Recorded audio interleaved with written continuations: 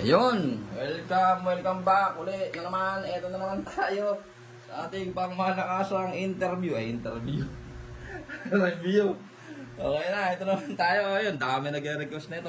Honda, kasi tinesting natin yung yung Yamaha di ba? Yamaha 4. Si Honda, eto na.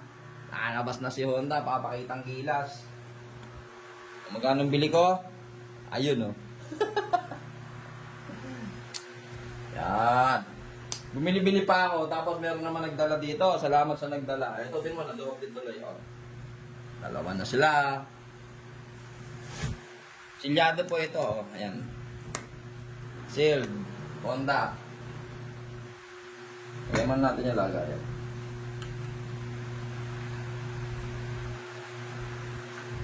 Tapos, pakita pala muna natin yung roller na makinis. Yun.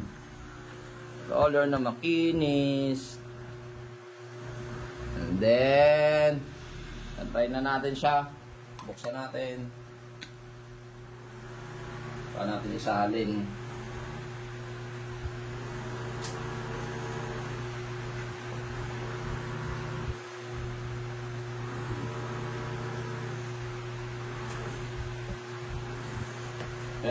Salamat sa mga nagdala dito ng langis, no?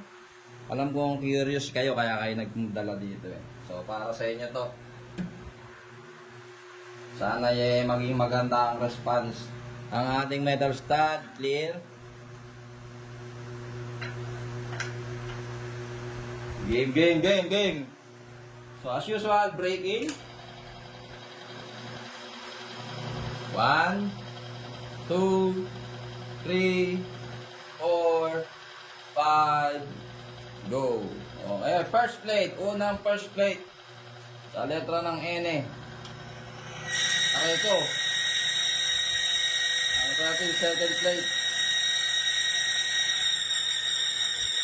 What? Aray ko. Binala sa ang kasunod na bola. Dalawa.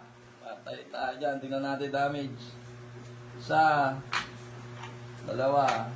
Sorry mga kaibigan. Pasensya na mga kaibigan oso. Napakalaki. Yan na. Yan ang oil test ni Honda. Yan po, wala tayong dayan. Kung hindi maging maganda yung result sa mga langis nyo, nasa inyo naman yan kung ano na ang gagawin nyo. Hindi ko kayo pinapayuhan na kahit na ano. Basta bahala kayo dyan.